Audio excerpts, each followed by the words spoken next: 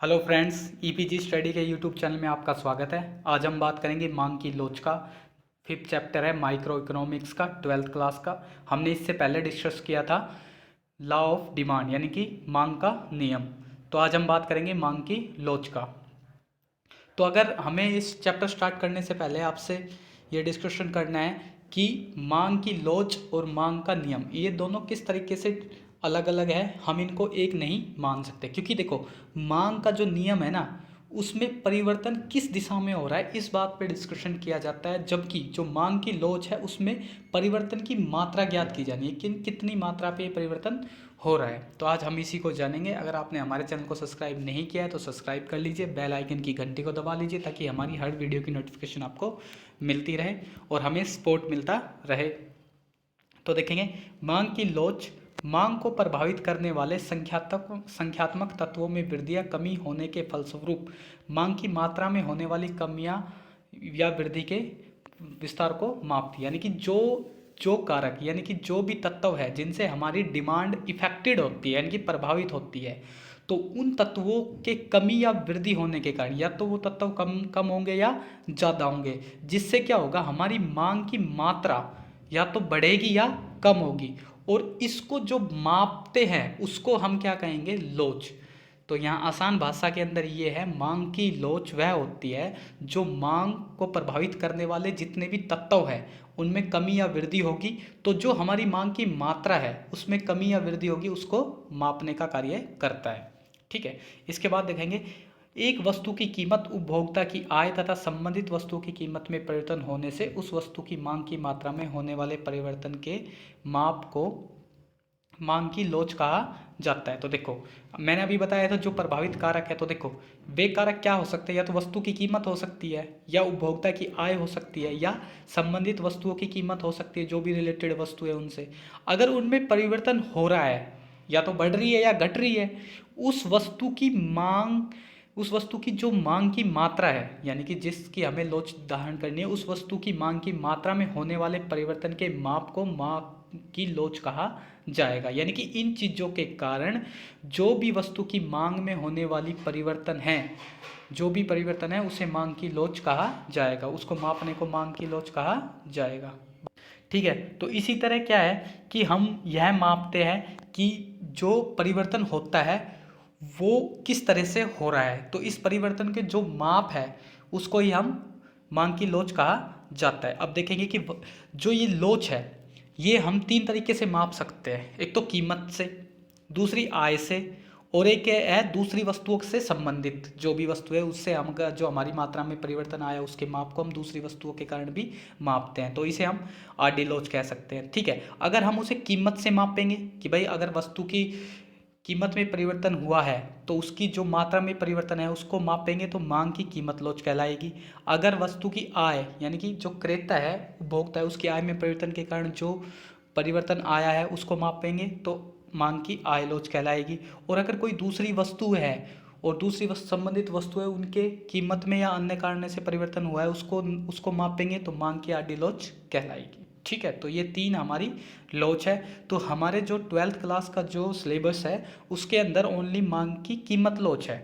ठीक है। बाकी ये ग्रेजुएशन लेवल पे या मास्टर्स लेवल पे चली जाती हैं। ठीक है। तो आप देखते हैं हम यहाँ पे बात करेंगे ओनली मांग की कीमत लोच के बारे में। तो देखेंगे, देखो मांग की कीमत लोच कीमत में होने वाले प्रतिशत परिवर्तन यानी कि जो वस्तु की कीमत में जो प्रतिशत परिवर्तन होता है तथा मांग में होने वाले प्रतिशत परिवर्तन का अनुपात है। यानी कि कीमत में प्रतिशत परिवर्तन बटे में मांग में होने वाले प्रतिशत परिवर्तन क्या कहलाएगा, मांग की कीमत लोच कहलाएगी। ठीक है। इसको हम एक फॉर्मूले से मापते हैं, मांगी गई मात्रा में प्रतिशत परिवर्तन बटे में कीमत में प्रतिशत परिवर्तन, और इनके आगे माइनस का निशान लगाएंगे क्योंकि हमेशा ये माइनस में ही आती है। ठीक है। इसके बाद इसकी देखेंगे परिभाषा। देखो मार्शल के अनुसार मांग की कीमत लोच कीमत में होने वाले प्रतिशत परिवर्तन तथा मांग में होने वाले प्रतिशत परिवर्तन का अनुपात है। यानी कि जो भी कीमत में प्रतिशत परिवर्तन होगा बटे में मांग में जो प्रतिशत परिवर्तन होगा उसका अनुपात क्या कहलाएगा, मांग की लोच कहलाएगा। ठीक है। आशा करता हूँ यहाँ पे आप समझ पाए होंगे अच्छे से। इसके बाद जो मांग की कोटियाँ हैं वो 5 प्रकार की। देखो पूर्णतः लोचदार, पूर्णतः बेलोचदार, उसके बाद इकाई लोचदार, इकाई से अधिक लोचदार, इकाई से कम लोचदार। ये कसौटी है, ये कोटियाँ है 5, जिनके अंदर हम किसी भी मांग की किसी भी वस्तु की लोच को मापते हैं। और ठीक है, ये 5 प्रकार की है। तो अब देखेंगे, सबसे पहले हम बात करेंगे यहाँ पे पूर्णतः लोचदार मांग, यानी कि परफेक्ट इलास्टिसिटी। तो देखेंगे, देखो, किसी वस्तु की पूर्णतः लोचदार मांग से अभिप्राय उस स्थिति से है जिसमें प्रचलित कीमतों पर मांग अनंत होती है। यानी कि जो भी हमारी फिलहाल टाइम यानी करंट के अंदर जो भी हमारी कीमत है, वहाँ पे क्या होगा, हमारी जो वस्तु की मांग है वो क्या होगी, अनंत होगी। ठीक है, लेकिन अगर कीमत थोड़ा सा बढ़ जाएगी तो क्या हो जाएगी, हमारी जो मांग है वो शून्य भी हो जाती है। तो इसी तरह यहाँ पे देखो डायग्राम पे दिखाया है, तो क्या है, वाई एक्सिस पे प्राइस है, एक्स एक्सिस पे क्वांटिटी है। ठीक है, तो हम देखेंगे, देखो 4 रुपये है और हमारी डिमांड क्या बढ़ती जा रही है, पहले 10 थी, 20 थी, 30 थी, मतलब ऐसे बढ़ती जाएगी और अनंत होगी। लेकिन अगर गलती से हमारी अगर यहाँ पे 5 हो जाए ना, प्राइस 5 हो जाए, तो ये हमारी शून्य भी हो सकती है। ठीक है, तो ये तो हमारी क्या है, पूर्णतः लोचदार मांग है। इसके बाद है हमारा दूसरा, पूर्णतः बेलोचदार। अब देखो, किसी वस्तु की मांग उस समय पूर्णतः बेलोचदार होती है जब कीमत में परिवर्तन होने पर मांग में कोई परिवर्तन नहीं होता। यानी कि प्राइस कितना भी बढ़े, कितना भी घटे, हमारी डिमांड पे कोई फर्क नहीं पड़ेगा, यानी कि हमारे मांग पे कोई फर्क नहीं पड़ेगा। देखो अब आपके सामने दिख रहा है, वाई एक्सिस पे हमारा प्राइस है, एक्सिस पे हमारी क्वांटिटी।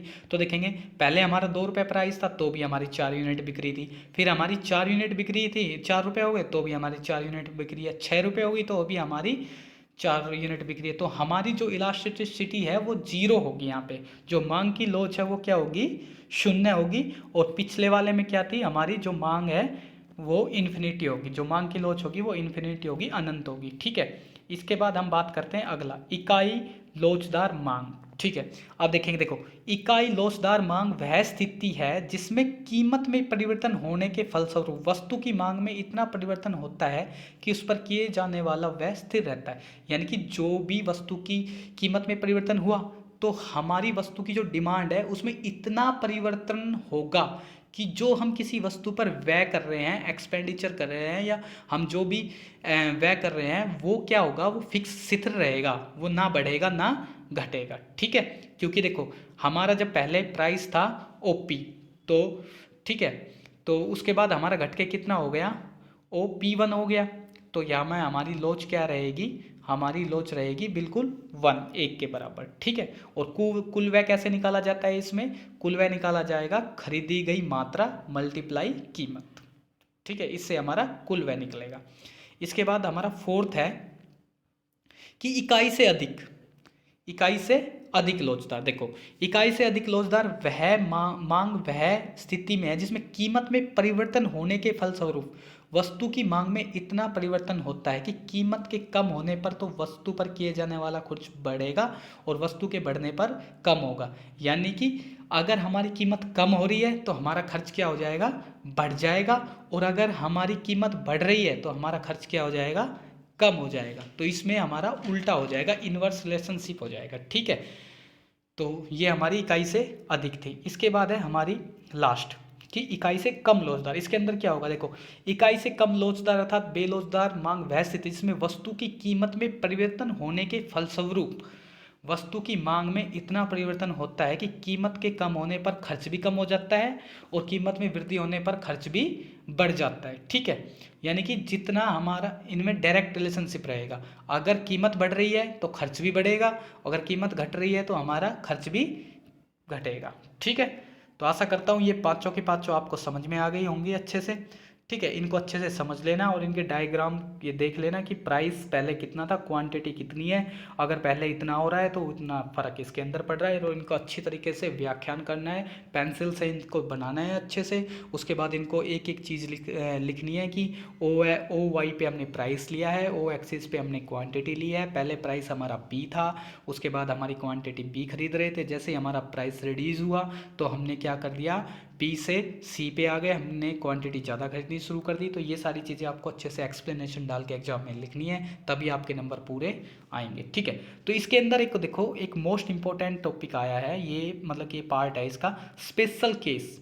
ठीक है, कि जो मांग के सभी बिंदु है उस पर इकाई लोचदार मांग, ये एक इम्पोर्टेंट टॉपिक है जो आपके +2 के बाद अगर इकोनॉमिक्स सब्जेक्ट से पढ़ना चाहते हो तो ये आगे आपको बहुत हेल्प करेगा और ये चलेगा। तो इसे हम क्या बोलते हैं, जब मांग वक्र रेक्टेंगल हाइपरबोला, ठीक है, होती है तो यह ऐसी सभी बिंदुओं पर क्या होगी, इकाई के बराबर होगी। इसके अंदर आप किसी भी बिंदु पर आप देख लो, जो भी हमारी यहाँ पे इलास्टिसिटी ऑफ डिमांड होगी, जो मांग की लोच होगी, वो 1 के बराबर होगी।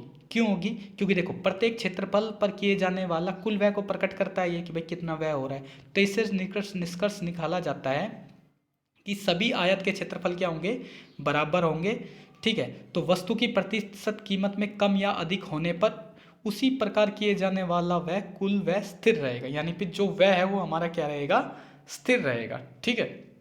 इसे हम मैथमेटिक्स से अच्छे से निकाल सकते हैं, ठीक है। अगर इसके अंदर होगा तो मैं आपको अच्छे से समझाऊंगा। तो ये रेक्टेंगुलर हाइपरबोला क्या है, इसको अच्छे से कर लेना। ये आपके एग्जाम में 1 या 2 नंबर में क्वेश्चन पूछा जा सकता है कि रेक्टेंगुलर हाइपरबोला वह होता है जहाँ पे सभी आयतों का मान बराबर होता है और वहाँ पे सभी बिंदुओं पर मान की लोच क्या होती है, 1 के बराबर होगी, ठीक है।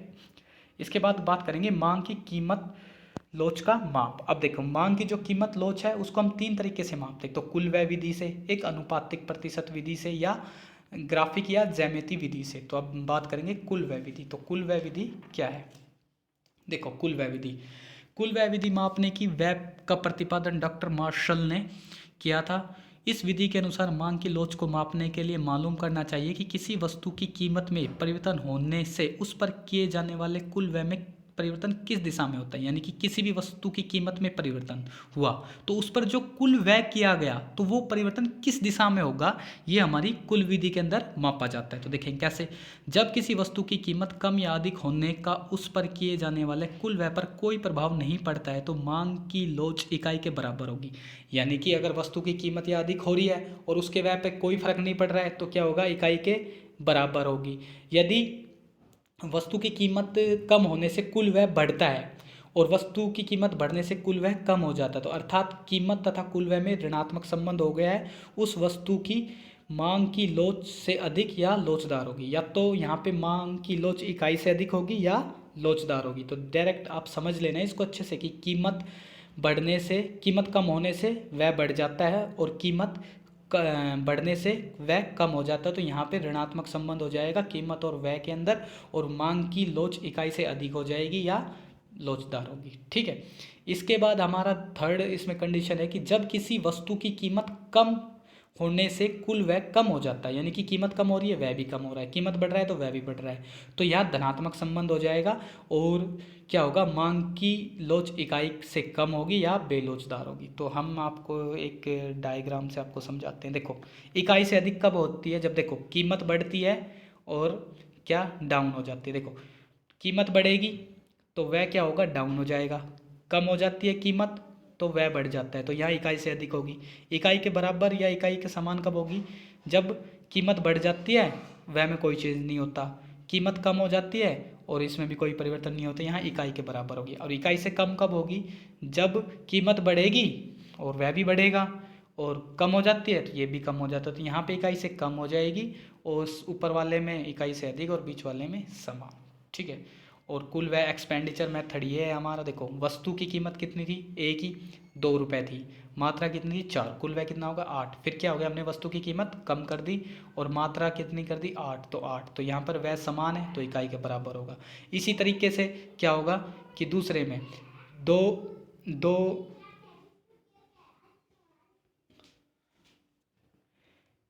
बी कंडीशन में देखेंगे कि कीमत पहले 2 रुपये थी, कम होकर 1 रुपये हो गई, मात्रा पहले 4 थी फिर ये 10 हो गई, तो पहले वह 8 था फिर 10 हो गया, बढ़ रहा है तो इकाई से अधिक होगा, इसमें कम हो जाएगा तो इकाई से कम हो जाएगा, ठीक है। इसके बाद देखेंगे अनुपातिक प्रतिशत विधि। देखो मांग की लोच को मापने की दूसरी विधि प्रतिशत विधि अनुपातिक विधि कहलाती है, इसका वर्णन भी मार्शल ने किया था, ठीक है। मांग की लोच का अनुमान लगाने के लिए मांग में होने वाले अनुपातिक तथा प्रतिशत परिवर्तन को कीमत में होने वाले प्रतिशत परिवर्तन से भाग कर दिया जाता है। इस विधि द्वारा मांग की लोच का निम्न सूत्रों से ज्ञात किया जाता है।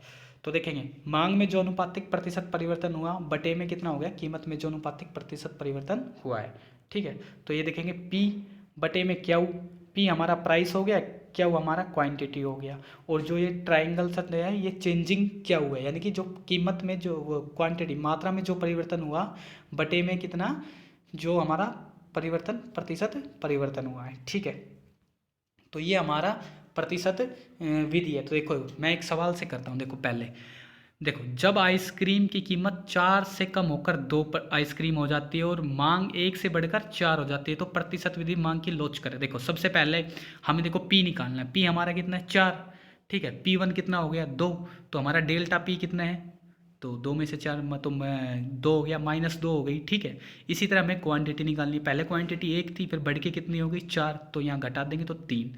तो अब देखेंगे पी बटे क्यू, तो पहले 4 थी पी और क्यू कितना था हमारा 1, तो 4/1 गुणा में हमारा दोबारा चेंजिंग पी कितना, चेंजिंग क्यू कितना आया 3 और हमारा चेंजिंग पी कितना आया 2। तो अब इनको देखो मल्टीप्लाई, इनको क्रॉस मल्टीप्लाई कर देंगे, 2 दूनी 4, 2 कट जाएगा 6, माइनस से माइनस कैंसिल हो जाएगा तो 6 हो जाएगी, तो इकाई से अधिक हो जाएगी। ठीक है, आशा करता हूँ ये समझ में आया होगा।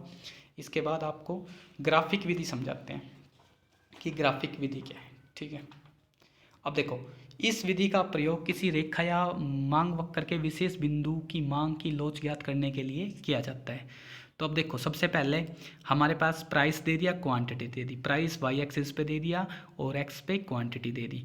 तो देखेंगे बीच के अंदर जो हमारा पी बिंदु है पी और जो हमारा एम एन है ये सीधी वक्र रेखा के रूप में दिखाई दे रहा है। इस रेखा में किसी भी बिंदु पर मांग की लोच को मालूम करने के लिए इस बिंदु के हिस्सों को ऊपर वाले और नीचे में डिवाइड कर दिया जाता है, यानी कि हम इसको अपर साइज और अपर सेगमेंट और लोअर सेगमेंट में डिवाइड कर देंगे और पी बिंदु मिड पॉइंट हो जाएगा। ठीक है, तो देखो जब एन मंग वक्र के ढलान वाली रेखा है तो एक्स और वाई एक्सिस को छू रही है, दर्शाता है कि जब कीमत 0 है तो मांगी गई मात्रा ओ एन यानी कि ओ एन है, और जब ओ एम है तो वहाँ पे मांगी गई मात्रा 0 है। तो यहाँ पे हमें पी बिंदु की मांग की लोच होएगी पी एन बटे पी एम। ठीक है, इसके बाद देखेंगे देखो सीधी मांग वक्र, इस विधि की मालूम की गई एक रेखा विभिन्न बिंदुओं को ले चल। देखो ये मोस्ट इम्पोर्टेंट एक डायग्राम है, अगर आपको ये डायग्राम समझ में आ गया तो आपने वो 5 कंडीशन जो पढ़ी थी स्टार्टिंग के अंदर जो कोट है वो 1 मिनट में समझ में आ जाएगी। देखो सबसे पहले पी हमारा मिड वैल्यू है, ठीक है, तो यहाँ पे जहाँ भी मिड वैल्यू है तो वहाँ पे हमारे इकाई के समान होगी लोच। ठीक है, जैसे जैसे बढ़ेगा ऊपर आपको पता है बढ़ती चली जाएगी और इन्फिनिटी तक चली जाएगी, नीचे घटेगा तो इकाई से कम हो जाएगी और 0 हो जाएगी। ठीक है, ये आपको समझना है कि जो मिड वैल्यू से ऊपर जाएगी तो इकाई से अधिक हो जाएगी और इन्फिनिटी तक चली जाएगी। इसी तरह अगर मिड वैल्यू से नीचे की तरफ आएगी ढलात्मक आएगी तो इकाई से कम होगी और 0 हो जाएगी। ठीक है, अब देखो मांग वक्र सिद्धि न होकर, जब मांग वक्र सिद्धि न होती है तो मांग वक्र सिद्धि न होकर उसके बिंदु की लोच कितनी निकालने के लिए स्पर्श रेखा डालनी चाहिए। जब भी भाई मान लो अगर हमारी मांग की लोच सिद्धि ना है तो हम क्या करेंगे स्पर्श रेखा डालेंगे, और जहाँ पे हमारा ये स्पर्श रेखा डालेंगे ये इंटरसेक्ट करेगा हमारा जहाँ भी वो हमारा पी, वहाँ पे हमारी क्या होगी हमारी क्वांटिटी या हमारी लोच 1 हो जाएगी। ठीक है, अब देखेंगे इनके मोस्ट इंपॉर्टेंट जो हमारे क्वेश्चन पूछ लिए जाते हैं काफ़ी। देखो मांग की कीमत को प्रभावित करने वाले तत्व, देखो वस्तु की प्रकृति, तो साधारणतः देखा गया है कि अनिवार्य वस्तु नमक, मिट्टी का तेल, माचिस, पाठ्य पुस्तकें, सब्जी आदि कम लोचदार होती है, जबकि विलासिताओं की वस्तु एयर कंडीशन, कीमती फर्नीचर आदि अधिक लोचदार होती है। इसी कारण इन कीमतों में होने वाले परिवर्तन इनकी मांग पर काफ़ी प्रभाव पड़ता है। तो देखो आरामदायक वस्तु जो भी है वो सर दर्जे की होती है, और संयुक्त मांग वाली वस्तु जैसे कार, पेट्रोल, पेन, स्याही, कैमरा, फिल्म ये संयुक्त है क्योंकि एक दूसरे के बिना इनका काम नहीं चल सकता, तो इनकी जो मांग है वो बेलोचदार होगी। ठीक है, तो देखो उदाहरण के लिए यदि पेट्रोल की कीमत बढ़ने पर भी पेट्रोल की मांग से अधिक कमी नहीं होगी यदि कारों की मांग में कमी नहीं हुई है तो। ठीक है, अब देखें स्थानापन्न वस्तु की उपलब्धि, जिन वस्तुओं के स्थानापन्न जैसे चाय के काफ़ी है, संतरे का रस का, मौसमी रस है, सूती कमीज का, टेरो टेरिलीन की कमीज है उचित कीमत पर उपलब्ध है, तो अगर मान लो ये उचित कीमत पर उपलब्ध है तो उनकी मांग अधिक लोचदार होती है। ठीक है, और उपलब्ध नहीं होती है तो वहाँ बेलोचदार होती है। ठीक है, विभिन्न वस्तु वाली वस्तु है जैसे देखो विभिन्न उपयोग की वस्तु उनकी मांग अधिक लोचदार होगी। देखो बिजली दूध के विभिन्न उपयोग हैं, बिजली का प्रयोग बल्ब, हीटर इन कार्यों में करते हैं। अगर बिजली की कीमत बढ़ जाएगी तो इसका कार्य बस महत्वपूर्ण वाली चीज़ों के अंदर ही किया जाएगा। तो यहाँ पे क्या होगा, जो अपेक्षाकृत क्या होगी, बेलोचदार होगी। उपभोग का स्थगन यानी कि स्थगन यानी कि जो ट्रांसफ़र कर दिया जा सकता है। जिन वस्तुओं के उपभोग भविष्य के लिए स्थगित किया जा सकता है उनकी मांग अधिक लोचदार होती है। यानी कि जो हम भविष्य के लिए स्थगित कर दिए जाते हैं तो उनकी मांग क्या होगी, अधिक लोचदार होगी। और जिनको हम भविष्य के लिए स्थगित नहीं कर सकते हैं उनकी मांग कम लोचदार होगी। उपभोक्ता की आय, जिन लोगों की आय बहुत अधिक या कम होती है उनके द्वारा मांग की जाने वाली वस्तु साधारणतः बेलोचदार होती है। इसका कारण यह है कि कीमत के घटने या बढ़ने पर इन लोगों की मांग पर कोई प्रभाव नहीं पड़ता है। इसके विरुद्ध मध्यम वर्ग के लोगों को खरीदी जाने वाली वस्तु कम लोचदार होती है, मांग लोचदार होती है। ठीक है। इसके बाद है उपभोक्ता की आदत। अब देखो, लोगों को जिन वस्तुओं की आदत पड़ जाती है, पान, सिगरेट, चाय, इनकी मांग बेलोचदार होती है। इनके कीमत बढ़ने पर इन पर कोई प्रभाव नहीं पड़ता। किसी वस्तु पर खर्च की जाने वाली आय का अनुपात।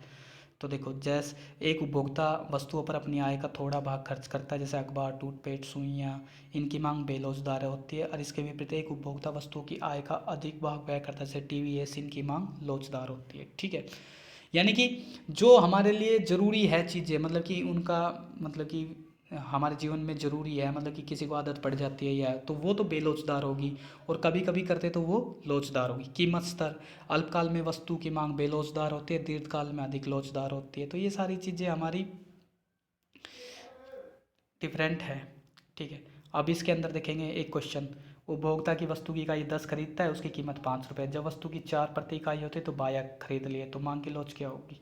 तो देखेंगे, देखो पहले P5 था, P1 कितना हो गया, 4 हो गया। पहले तो डेल्टा P कितना आ गया हमारा, 4 -5, तो -1 आ गया। ठीक है। तो क्वांटिटी पहले 10 थी, तो अब कितनी हो गई, 12 हो गई। तो 12 - 10 यानी कि 2, तो 5/10 गुना में 2 - 1 काटेंगे तो 10 आ जाएगा, और हमारी जो इकाई की लोच है इकाई के बराबर आ जाएगी।